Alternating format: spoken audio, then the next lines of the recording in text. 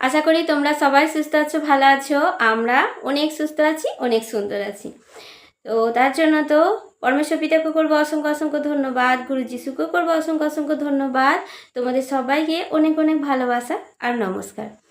তো টাইটেল দেখে নিশ্চয়ই বুঝতে পেরেছো যে আজ আমি তোমাদের সাথে কি শেয়ার করব। প্রথম যেদিন থেকে মণ্ডলী যাই, তো সেই দিন থেকে এক দিদি আমাকে সব কিছু শেখাতো।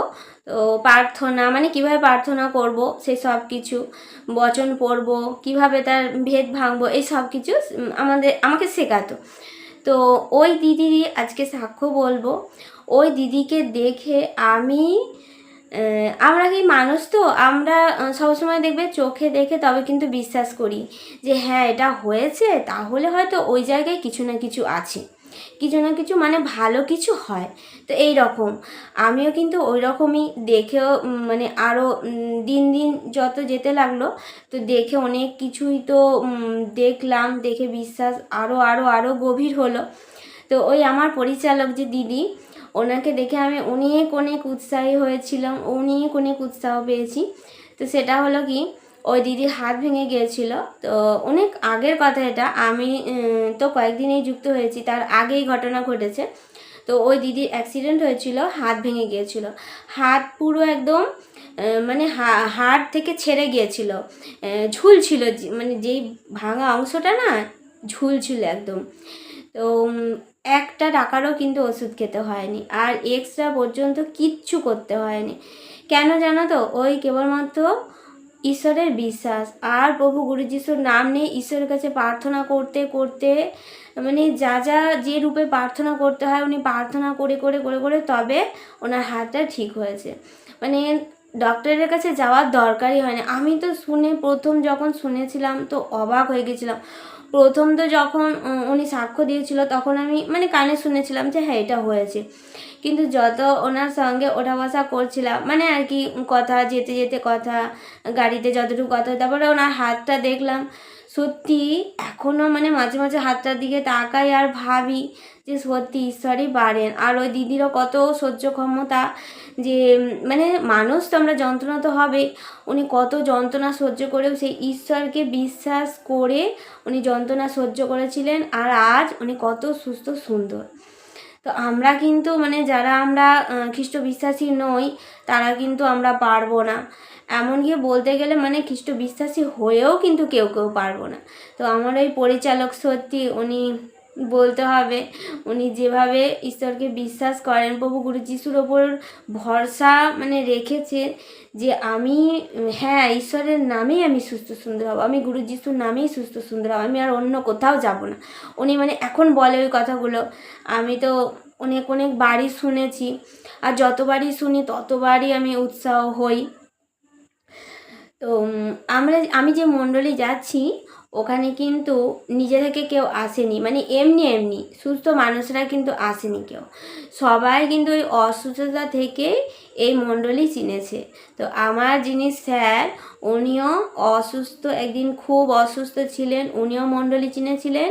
আর উনি সুস্থ হবার পর উনি ভেবেছিলেন যে আমি যদি সুস্থ সুন্দর হই তাহলে আমার মতো আরও যারা আছে তাদেরও এইভাবেই সুস্থ সুন্দর হওয়াটা দরকার আছে। তো সেই জন্যই তিনি মণ্ডলীর দিকে আগিয়ে গিয়েছিলেন। আজ দেখো আগিয়ে গিয়েছিলেন, সেই জন্যই আমাদের মতো মানে অসহায় যে মানুষরা আছি আমরা, আজ আমরা প্রভু গুরু যিশু দেখা পেয়েছি, ঈশ্বরের দেখা পেয়েছি। নইলে আমিও কি জানতাম যে গুরু যিশু এত কিছু, মানে গুরু যিশুর নাম নিয়ে আমরা ঈশ্বরের কাছে যা চাইবো তাই পাবো? কিন্তু আমি জানতাম না, সত্যিই জানতাম না। আর ওই দিদি তো আগে একটা ভিডিওতে শেয়ার করেছিলাম যখন রাজদূতে গিয়েছিলাম। তো ওই দিদি ভাই সত্যি আমার মানে অনেক অনেক সাহস, ওনাকে দেখে আমি অনেক উৎসাহ পাই। আর তোমরাই বলো যে একটা সত্যি হাত ভাঙা মানুষ কীভাবে ওইভাবে মানে একটা এক্সট্রা পর্যন্ত না করে, একটা টাকারও ওষুধ না খেয়ে কি করে হাতটা সুস্থ সুন্দর হলো। আবার কি ওনার যখন হাতটা প্রথমে তো ভালো হয়ে গেছিলো, জোড়া লেগে গেছে, আর কোনো অসুবিধা হয়নি। উনি কিন্তু চাষের কাজ করে, খুবই মানে খেটে খাওয়া একজন মানুষ। তো মাঠে ঘাটে কাজ করতে হয়, উনি কিন্তু ওই হাতে কিন্তু কাজ করে।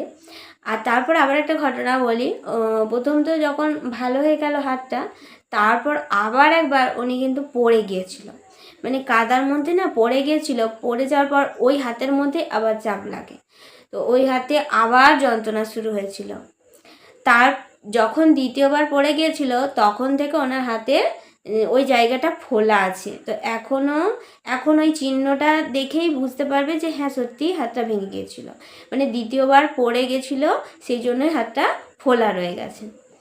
তো এটাই হয়তো ঈশ্বর বোঝাতে চেয়েছে যে তোমাকে দেখে, মানে ওই ফোলা ভাব দেখে হয়তো মানুষ বিশ্বাস করবে যে হ্যাঁ তোমার হাতের এই অবস্থা হয়েছিল, যে তুমি ঈশ্বরের কাছে প্রার্থনা করে সুস্থ সুন্দর হয়েছে। কি জানি, ঈশ্বরই জানেন যা ঘটনা ঘটবে, সত্যি সব কিছু ঈশ্বরই জানেন। আর ওই হাতে কিন্তু আর কোনো যন্ত্রণা নেই, কোনো কষ্ট নেই, কোনো ব্যথা নেই দিদি। ওই বললাম খেটে খাওয়া মানুষ, উনি কিন্তু কাজ করেন, মাঠে কাজ করতে যান, সব কিছু করেন, বালতি করে জল আনে, এমনকি ওনাদের বাড়িতে কলও নেই, কিন্তু ওই মণ্ডলী, রবিবারে মণ্ডলী যে যায় তোমাদের সাথে শেয়ার করেছিলাম, কিন্তু জলও আনতে হয় দূর থেকে। তো চলো, পারেন তো পারেন, আমাদের ঈশ্বরই পারেন। আর প্রভু কুড়ি যিশুর নাম নিয়ে যদি ঈশ্বরের কাছে যাত্রা করি, আমরা সমস্ত কিছুই পেতে পারি। তো আমিও যাত্রা করে চলেছি, ঈশ্বরের কাছে প্রার্থনা করে চলেছি প্রভু গুরু যিশুর নামে, উনি একদিন সকল কিছু আমাকেও দিয়ে দেবেন। তো দিচ্ছে না, তো তোমাদের সাথে একটু একটু করে শেয়ার করছি। তো চলো, আজকে এতটুকুই শেয়ার করলাম, পরের দিনে আবার একটা নতুন ব্লগ নিয়ে আসবো। আশা করি তোমাদের অনেক অনেক ভালো লাগবে। তো ভালো লাগলে লাইক কমেন্ট শেয়ার করে পাশে থেকো। আর পরমেশ্বর পিতার কাছে প্রার্থনা করি সব সন্তান সুস্থ থাকুক, ভালো থাকুক।